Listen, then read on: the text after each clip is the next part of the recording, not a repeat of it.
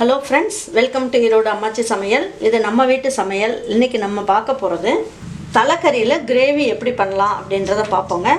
அது குக்கர்லேயே நம்ம இன்றைக்கி செய்வோம்.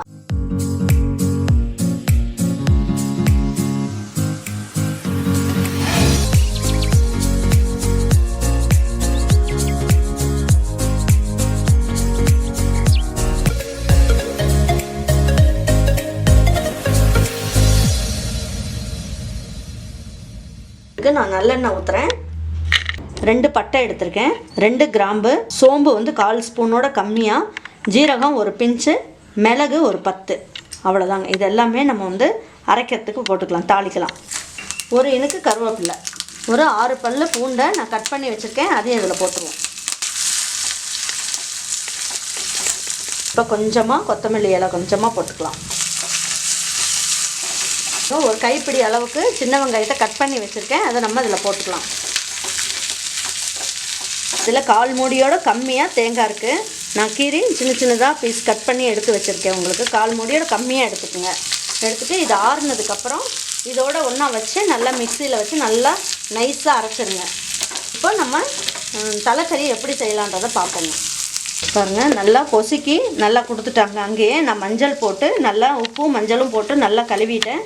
நல்லா நீட்டாகிடுச்சு. இது ஒரு ஆட்டு தலை. இது இப்போ இதுக்கு என்னென்ன போட்டு செய்யலான்றதை பார்ப்போம். தேவையான எண்ணெய் ஊற்றிக்கலாம். கடுகு ஒரு 1/2 ஸ்பூன் போட்டுக்கலாம். இது தாளிக்கிறதுக்கு கடலைப்பருப்பு கொஞ்சமாக 1 ஸ்பூன் அளவுக்கு போடலாம். அந்த ஃப்ளேவர் நல்லாயிருக்கும். அதுக்காக தலைக்கறிக்கு மட்டும் இந்த மாதிரி போடுவாங்க, அதனால் நம்ம அதை போட்டுக்கலாம். கடலைப்பருப்பு நல்லா பொரிஞ்சிருச்சு. நான் இதில் ஒரு பச்சை மிளகாயை 4 கட் பண்ணி வச்சுருக்கேன், அதை நீங்கள் போட்டுக்கோங்க. இஞ்சி பூண்டு விழுது ஒரு 1/4 ஸ்பூன் அளவுக்கு போட்டுக்கலாம். ஒரு 4 பல்லு பூண்டை கட் பண்ணி போடுறோம். இதில் சின்ன வெங்காயம் ஒரு 50 கிராம் கட் பண்ணி போட்டுடலாம். 1 இனுக்கு கருவேப்பிலை போட்டுக்கலாங்க. பாருங்கள், வெங்காயம் நல்லா வணங்கிடுச்சு. இதில் ஒரு சின்ன தக்காளியாக 3 தக்காளி எடுத்திருக்கேன், அதை கட் பண்ணி வச்சுருக்கேன், அதையும் போட்டுக்கலாம். மஞ்சள் தூள் ஒரு 1/4 ஸ்பூனோட கம்மியாக போட்டுக்கலாம். கொத்தமல்லி இலையும் கொஞ்சமாக போட்டுக்கலாம். இது எல்லாமே ஒன்றா சேர்த்து நல்லா வணக்கிக்குவோம். இந்த தலைக்கறிக்கு தேவையான அளவுக்கு உப்பு போட்டுக்கலாம். நல்லா வணங்கிடுச்சு. இப்போ நம்ம என்ன பண்ணுவோம், இந்த தலைக்கறியை நல்லா க்ளீன் பண்ணி வச்சுருக்கோம் இல்லைங்களா, அதை இதில் போட்டுக்கலாம்.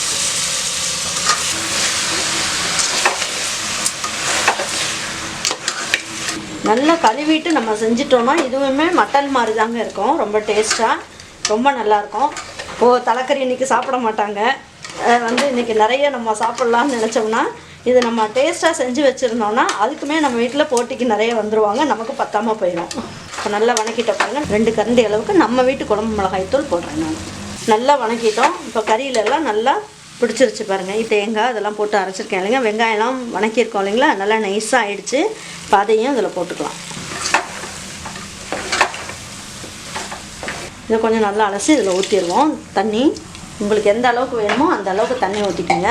இந்த ஸ்டேஜில் உங்களுக்கு உப்பு ஏதாவது வேணும்னா பார்த்துட்டு போட்டுக்குங்க.